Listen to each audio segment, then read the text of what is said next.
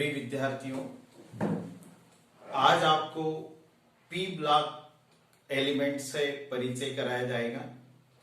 इसके पहले आज मैं आप लोगों के लिए संस्कृत की एक अमृतवाणी बोलना चाहता हूं।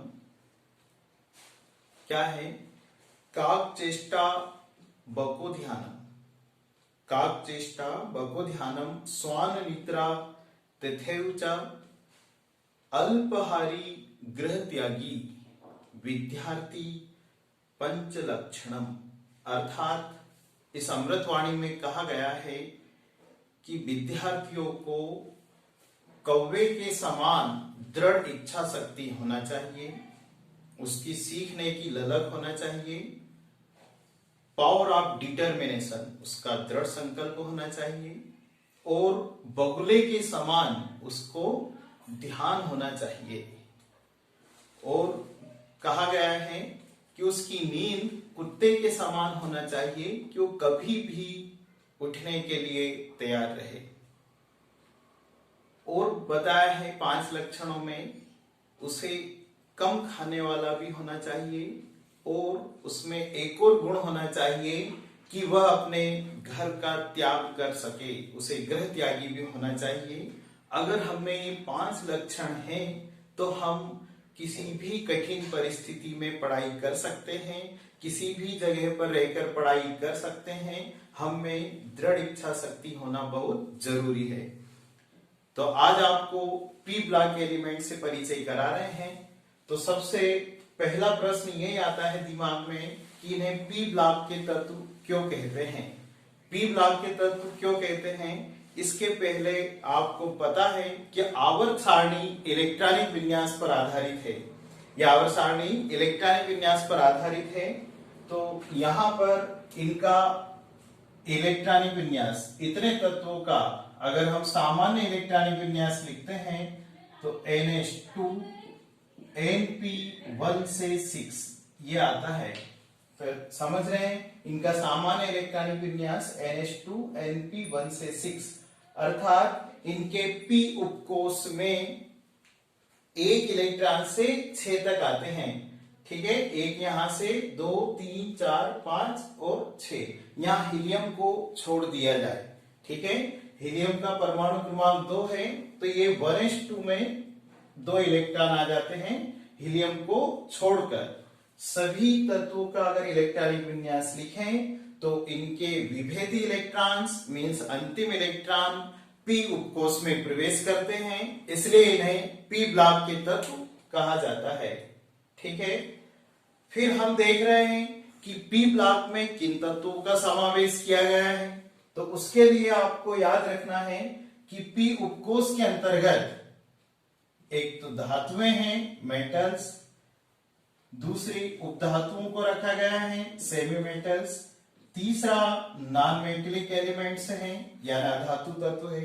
तो यानी आप समझ पा रहे हैं कि पी उपकोष के अंतर्गत धातु तत्व, उपधातु और अधातु तत्व आते हैं। हालांकि यहाँ धातुओं को पुअर मेटल्स भी कहा है।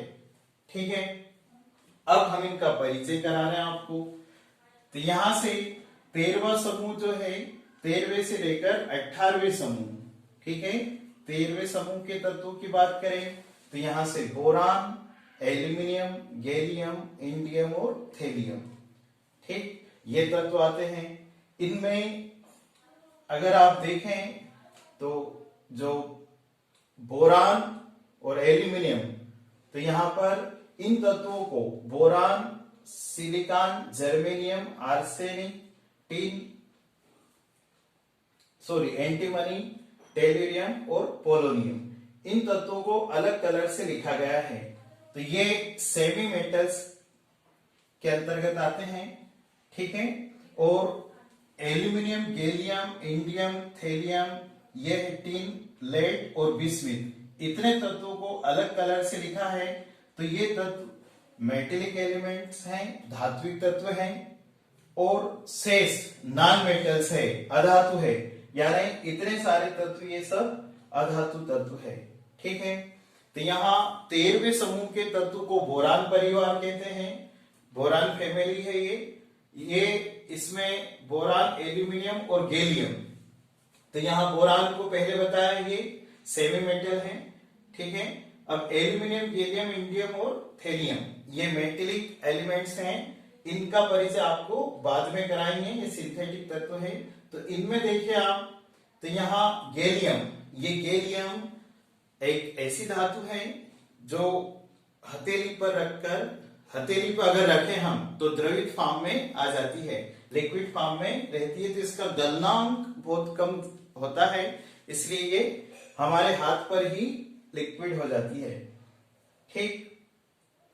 एल्यूमिनियम के बारे में, एल्यूमिनियम से आप परिचित होंगे। एल्यूमिनियम धातु की विशेषता यह है कि ये उभयधर्मी ऑक्साइड बनाती है, और एल्यूमिनियम का जो ऑक्साइड होता है, एल्यूमिनियम ऑक्साइड बनने के बाद ये संक्षारण क्रिया को, अपनी ही धातु के संक्षारण को रोक देती है एल्यूमिनियम। इसलिए एल्यूमिनियम फाइल का उपयोग, एल्यूमिनियम पन्नियों का उपयोग भोज्य पदार्थों को ढकने में भी किया जाता है, ठीक है। ये 13वें समूह के तत्व हैं। अब हम परमाणु क्रमांक की चर्चा करें तो बोरान का 5, एल्यूमिनियम का 13, गैलियम 31, इंडियम 49 और थेलियम 81। अब बाएं से दाएं परमाणु संख्या बढ़ती जाएगी इनकी। अब 14वें समूह के तत्व जो कार्बन परिवार हैं, तो इनका परमाणु संख्या एक एक बढ़ाते जाएं, यानी आप देख रहे हैं यहाँ 6 लिखते हैं, इसका 14, 32, 50, ये 3 है, 50 परमाणु क्रमांक जो, और 82 लेट, इस तरह से। तो 14वें समूह के तत्वों को पी ब्लॉक के अंतर्गत कार्बन परिवार कहा जाता है, कार्बन फैमिली है। यहां पर कार्बन जो है वो नॉन मेटेलिक एलिमेंट से कार्बन, और सिलिकॉन और जर्मेनियम ये सेमी मेटल्स हैं, सिलिकॉन, जर्मेनियम। फिर यहाँ टिन और लेड मेटेलिक एलिमेंट्स हैं, धात्विक तत्व है। इस कार्बन की ये विशेषता होती है, जो समूह का मुखिया है, इसमें चेन बनाने की प्रवृत्ति होती है। कार्बन में चेन बनाने की विशेषता है। इसके कारण प्रकृति में कार्बन के बहुत ज्यादा यौगिक होते हैं। ये खुली श्रृंखला, और आपको बेंजीन का पता होगा, ये बंद श्रृंखला, इस तरह के यौगिक बनाने का गुण रखता है कार्बन। तो कार्बन में श्रृंखलन का गुण सबसे ज्यादा होता है। जितने भी तत्व होते हैं उनमें कार्बन का श्रृंखलन का गुण बहुत ज्यादा है, इसलिए इसके यौगिकों की संख्या भी बहुत ज्यादा होती है। तो कार्बन हो गए, सिलिकॉन और जर्मेनियम, टिन और लेड, ठीक है। अब हम देख रहे हैं 15वें समूह के तत्वों को। तो 15वें समूह के तत्वों को नाइट्रोजन परिवार कहते हैं, या इन्हें साइनोजन या निकोजिन तत्व भी कहते हैं, नाइट्रोजन फैमिली है। तो यहाँ नाइट्रोजन तत्व जो है, इस वायुमंडल में आपको वायु का संगठन पता हो तो यहाँ 78% तक नाइट्रोजन गैस पाई जाती है, गैसी फॉर्म में नाइट्रोजन है। फास्फोरस, आर्सेनिक, एंटीमनी और बिस्मिथ, ठीक है, ये तत्व आते हैं। फास्फोरस में अपरूपता का गुण होता है। अगर आप अपरूपता देखें, कार्बन में भी अपरूपता का गुण है, फास्फोरस में भी है और सल्फर में भी है। इन तत्वों में अपरूपता का भी गुण है, पी ब्लॉक के कुछ तत्वों में। अब यहाँ 16वें समूह के तत्वों को कैल्कोजन या ऑक्सीजन परिवार कहा जाता है। 16वें समूह के जो तत्व हैं, ऑक्सीजन, सल्फर, सेलेनियम, टेल्यूरियम और पोलोनियम, ये तत्व आते हैं। ऑक्सीजन प्राणवायु है। ऑक्सीजन को सीले और प्रिस्टले ने प्राणवायु कहा है। ये तत्व की खोज भी सीले और प्रिस्टले ने की। ये वायुमंडल में लगभग 21% पाया जाता है ऑक्सीजन, ठीक है। फिर ये सल्फर, सेलेनियम, टेल्यूरियम और पोलोनियम तत्व आते हैं। 17वें समूह के तत्वों को हेलोजन परिवार कहा जाता है। हेलोजन में फ्लोरीन, क्लोरीन, ब्रोमीन, आयोडीन और एस्टाटीन, ठीक है। यहां पर जो ब्रोमीन है एक द्रव अधातु तत्व है, ठीक है। ब्रोमीन एक द्रव अधातु तत्व है। इसमें जो फ्लोरीन, जितने भी ज्ञात तत्व होते हैं, जितने भी अभी तक ज्ञात तत्व हैं, उनमें सबसे उच्च ऋण विद्युती हाई इलेक्ट्रोनेगेटिव एलिमेंट्स हैं, इसकी ऋण विद्युतता बहुत उच्च होती है जो 4.1 है। इसके बाद ऋण विद्युतता में ऑक्सीजन का नंबर है, तो फ्लोरीन, क्लोरीन ये गैसीय एलिमेंट्स हैं, ब्रोमीन जो लिक्विड फॉर्म में रहता है ब्रोमीन, आयोडीन, आयोडीन अधातु तत्व है बट आयोडीन में धात्विक चमक कुछ पाई जाती है, ये अधातु होने के बाद भी इसमें विशेष चमक है आयोडीन में। और आयोडीन हमारे लिए अत्यंत आवश्यक घटक है, सूक्ष्म मात्रा में हमारे लिए अत्यंत आवश्यक है। आयोडीन की कमी से गॉइटर रोग जो होता है, घेंगा रोग होता है, तो हम नमक के साथ इस आयोडीन का भी सेवन करते हैं, एस्टाटिन। ठीक, अब यहां पर लास्ट 18वें समूह को शून्य समूह के तत्व, जीरो ग्रुप एलिमेंट्स, उत्कृष्ट गैसें, नोबल गैसें, अक्रिय गैसें, इनर्ट गैसें, बहुत सारे नाम हैं। इनमें परिचय हीलियम, नियान, आर्गन, क्रिप्टॉन, जेनान और रेडान। ठीक है, अब आपको एक और जो 2015 के बाद आवर्त सारणी में नए तत्वों को समावेश किया है जो परमाणु संख्या 113 से लेकर 118 तक है।